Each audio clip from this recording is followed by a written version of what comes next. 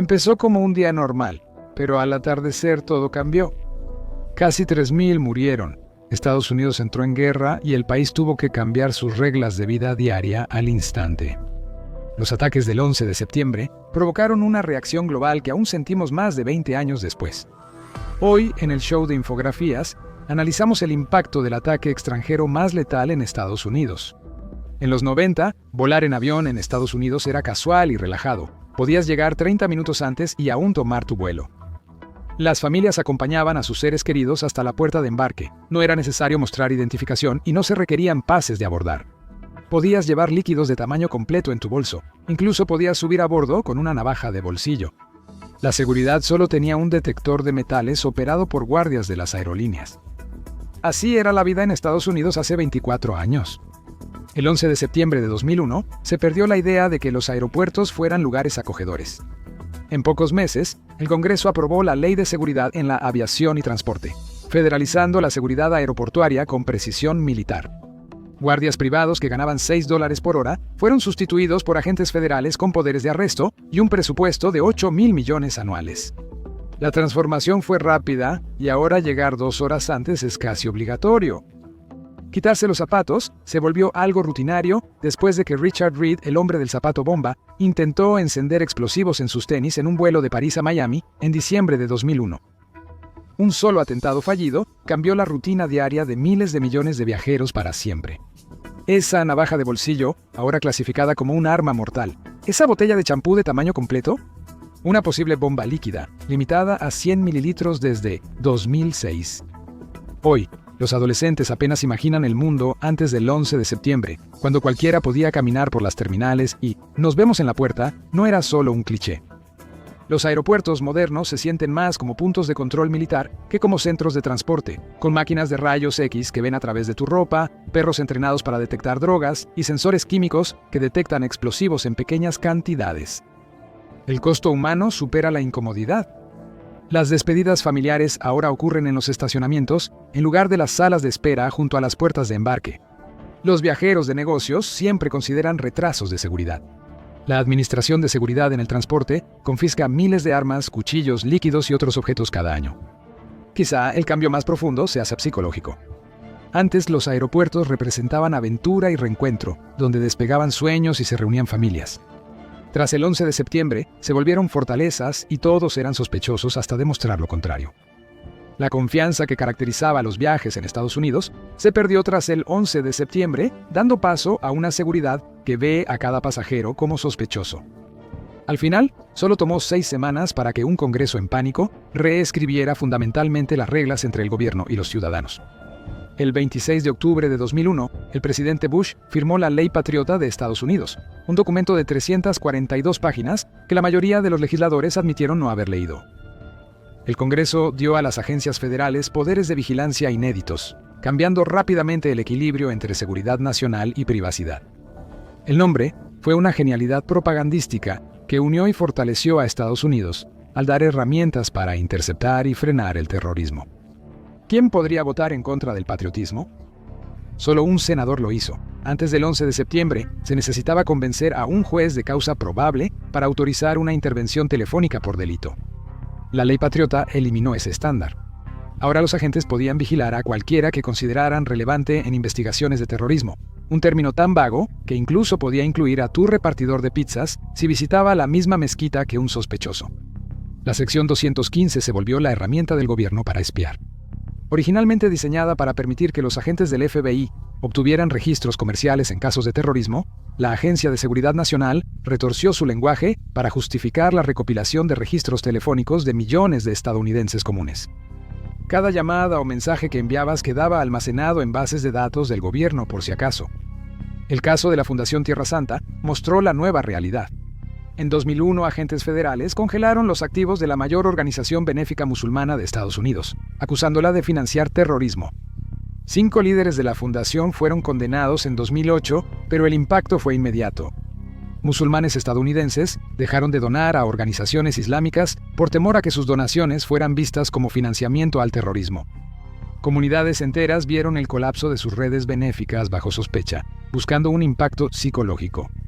Cuando la gente sabe que podría estar siendo vigilada, cambia su comportamiento. Dejan de leer algunos libros, evitan sitios web y dudan antes de donar o ir a protestas.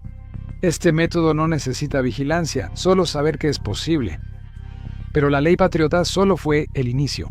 Si el Congreso cambió las leyes de vigilancia en 6 semanas, ¿qué lograrían en un año? El resultado fue una reorganización radical del gobierno. Imagina unir la Guardia Costera, el Servicio Secreto, el Servicio de Inmigración, Agencia Federal para el Manejo de Emergencias y 18 agencias federales más en una sola gran burocracia en menos de un año.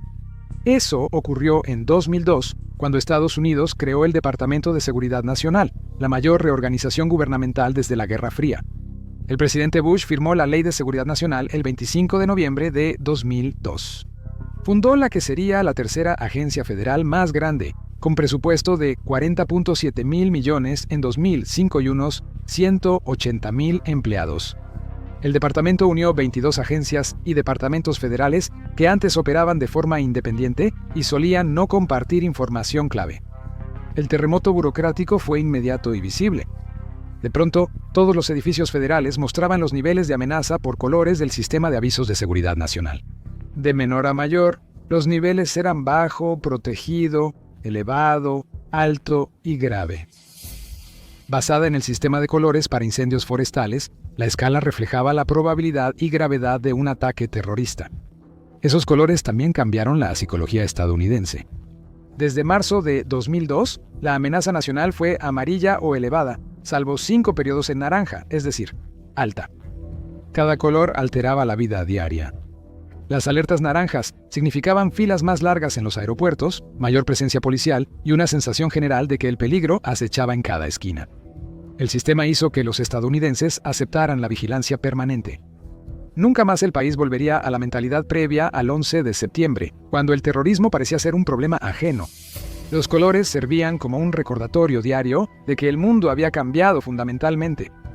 Además de las advertencias visuales, el Departamento de Seguridad Nacional, cambió cómo las agencias gubernamentales compartían información. El departamento fusionaría y analizaría inteligencia de varias fuentes, como la CIA, la Agencia de Seguridad Nacional y el FBI. Las fallas de comunicación que permitieron que el 11 de septiembre tuviera éxito, con diferentes agencias acaparando información crucial, teóricamente se volverían imposibles. El sistema de inmigración también cambió drásticamente.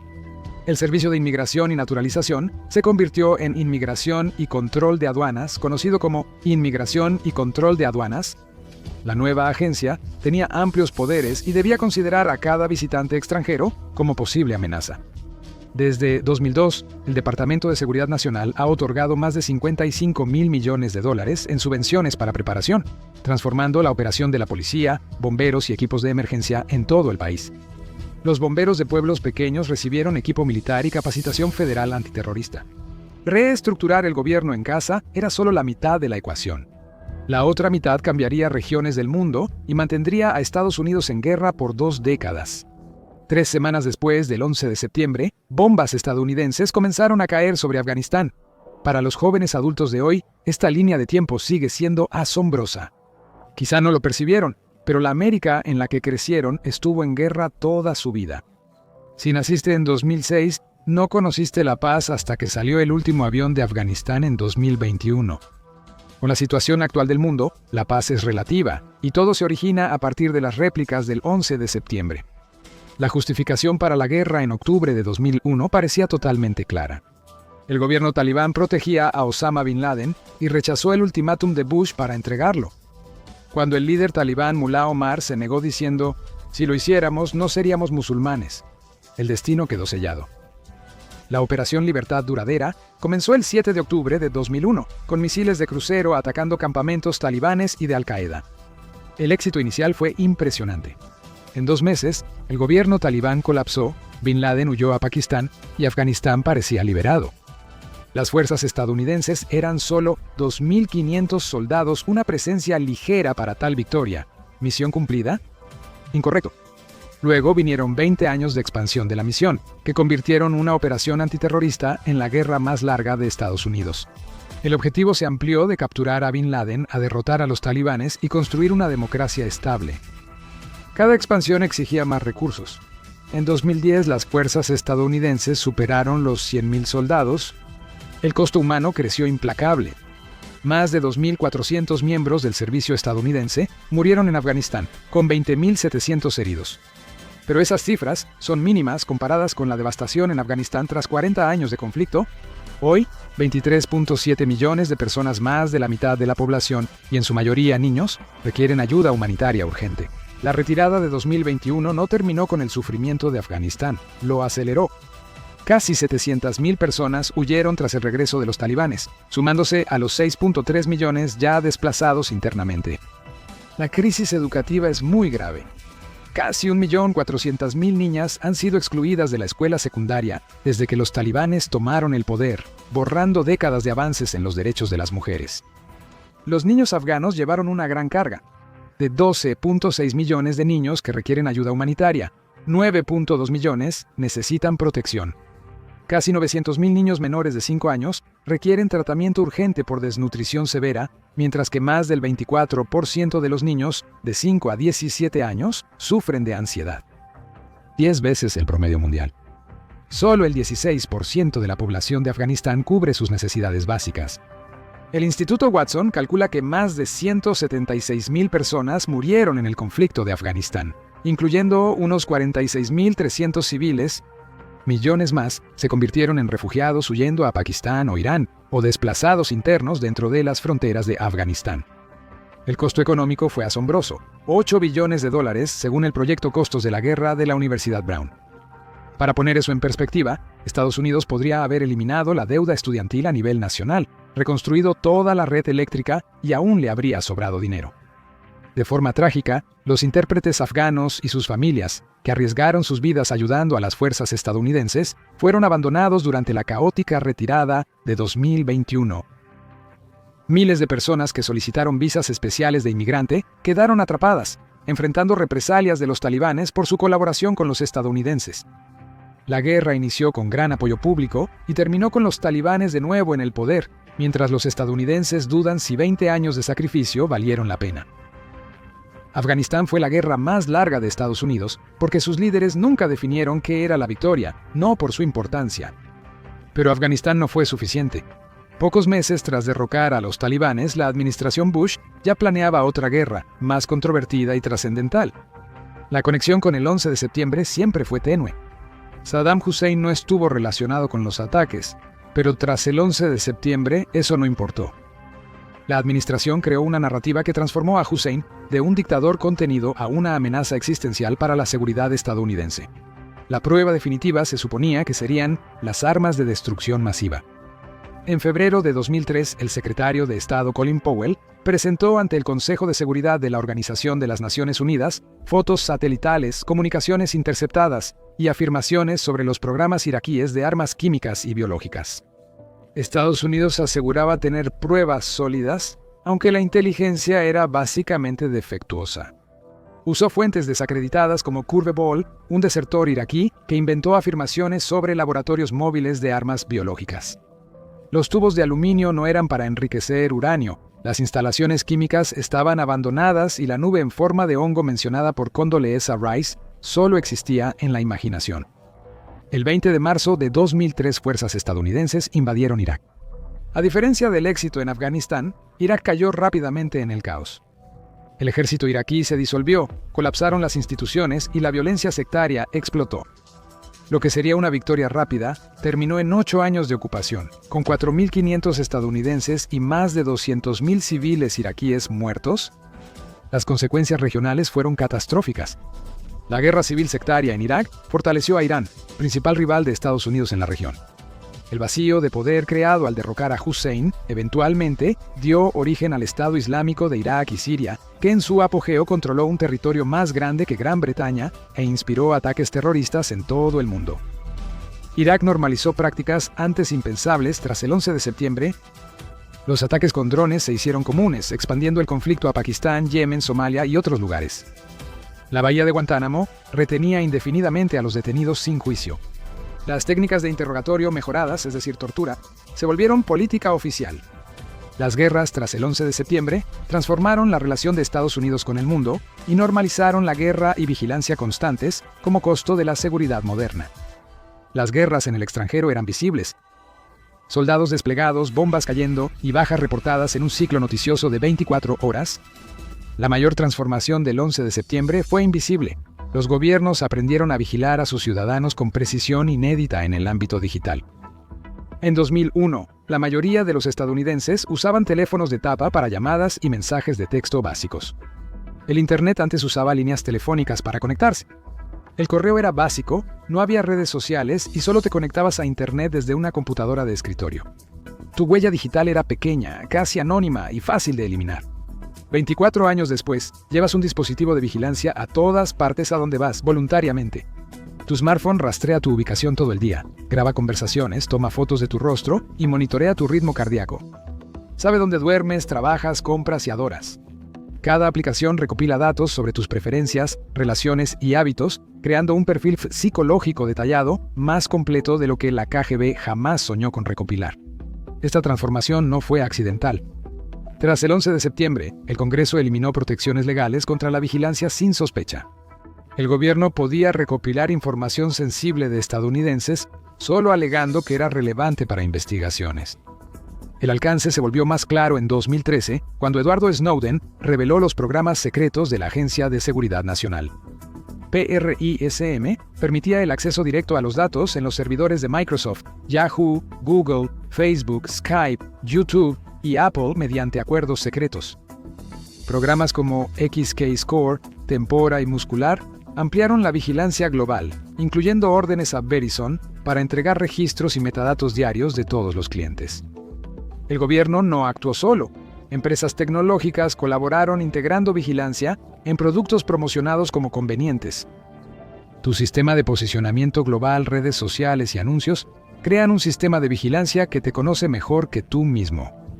La popularización de smartphones con Internet, redes sociales y geolocalización hizo que todos tuvieran cámaras avanzadas y rastreadores. La mentalidad de «si no tienes nada que ocultar» convenció a los estadounidenses de que la privacidad era sospechosa. La privacidad no es ocultar malas acciones, sino proteger la dignidad, la libre asociación y el derecho a pensar sin vigilancia del gobierno.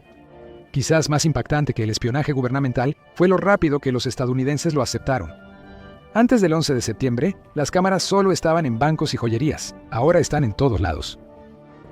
Monitorean a estudiantes, tiendas rastrean compradores y calles tienen reconocimiento facial.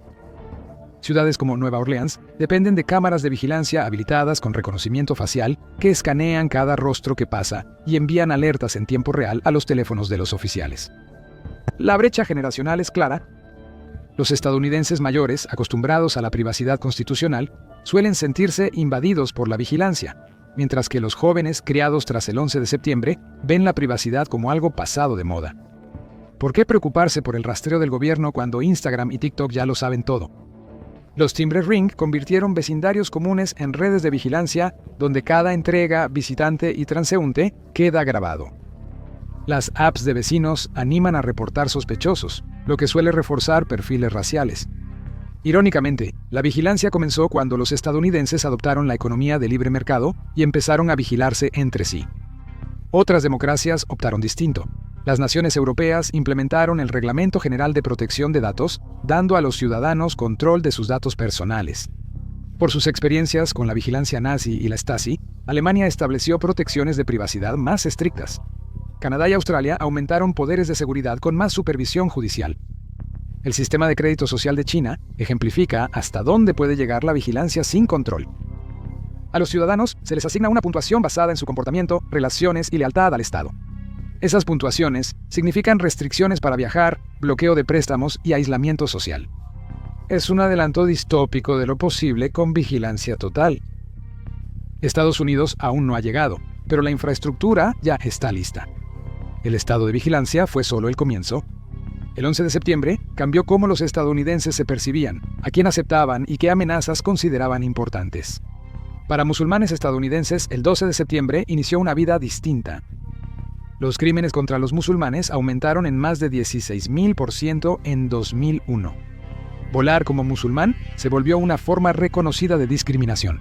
separando a pasajeros por revisiones extras según su nombre, apariencia o religión.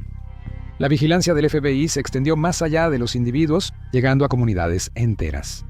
Entre 2002 y 2008, la Unidad de Demografía del Departamento de Policía de Nueva York mapeó y vigiló vecindarios musulmanes, infiltró mezquitas y rastreó a estudiantes universitarios sin evidencia de mala conducta. Las familias cambiaron nombres, evitaron ropa islámica y dejaron de ir a la mezquita para no llamar la atención. Sikhs estadounidenses con turbante y barba fueron víctimas de identidad equivocada. Balbir Singh Soti, dueño de una gasolinera Sikh en Arizona, fue la primera víctima de crimen de odio tras el 11 de septiembre, asesinado 4 días después por un hombre armado que buscaba venganza. La política de inmigración pasó de ser acogedora a ser sospechosa. El procesamiento de visas se volvió mucho más lento para estudiantes e investigadores de países musulmanes. Universidades reportaron menos matrícula internacional y empresas tecnológicas dificultades para reclutar talento global. La fuga de cerebros aumentó cuando talentos eligieron Canadá, Australia o Europa ante el sistema migratorio hostil de Estados Unidos. Mientras Estados Unidos se enfocaba en terroristas extranjeros, creció el extremismo local. Las mismas tecnologías de vigilancia diseñadas para atrapar terroristas islámicos fueron eventualmente utilizadas por supremacistas blancos, teóricos de la conspiración y radicales domésticos para organizarse y reclutar. Los niños que no conocieron Estados Unidos antes del 11 de septiembre crecieron con simulacros de tiradores, detectores de metales y guardias armados en escuelas. Las medidas de seguridad contra el terrorismo extranjero se volvieron recordatorios diarios del peligro constante. La respuesta de Estados Unidos después del 11 de septiembre también le dio a los líderes autoritarios un manual para la opresión.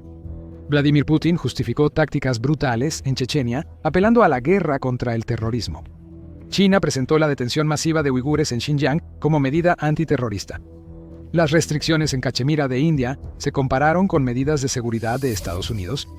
La tortura en Abu Ghraib, la detención indefinida en Guantánamo y los asesinatos selectivos mediante ataques con drones erosionaron la autoridad moral de Estados Unidos. Los aliados europeos que inicialmente apoyaron la invasión a Afganistán se volvieron escépticos del liderazgo estadounidense. Estados Unidos gastó billones en Medio Oriente y perdió reputación global. Mientras tanto, China construyó silenciosamente influencia económica en África, Asia y América Latina. Los jóvenes actuales nunca han vivido sin la Administración de Seguridad en el Transporte, el Departamento de Seguridad Nacional o la Ley Patriota. Lo que las generaciones mayores experimentaron como cambios impactantes, la generación Z lo acepta como algo normal. Quitarse los zapatos en aeropuertos, rastreo de ubicación en teléfonos y cámaras por todos lados. Así funciona el mundo. Las medidas de emergencia se hicieron permanentes y la Ley Patriota se renovó varias veces. El equipo militar llegó a la policía local y la vigilancia creció con cada avance tecnológico. ¿Nos volvimos más seguros? Los datos son mixtos. Desde el 11 de septiembre, ninguna organización terrorista extranjera ha realizado un gran ataque en Estados Unidos.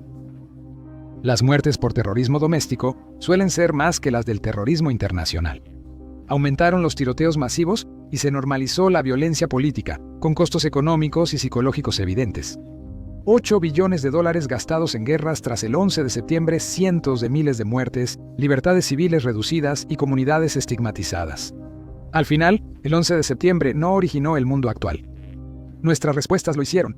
19 secuestradores mataron a casi 3.000 personas, pero las decisiones posteriores de gobiernos, instituciones y ciudadanos transformaron la civilización. Es evidente que cada control en aeropuertos, cámara de vigilancia y restricción migratoria tiene el ácido desoxirribonucleico de esa mañana de martes. ¿Crees que sabes todo sobre ese día? Piénsalo de nuevo. Descubre las historias ocultas del 11 de septiembre viendo Los secretos del 11 de septiembre que no quieren que sepas o haz clic en este video.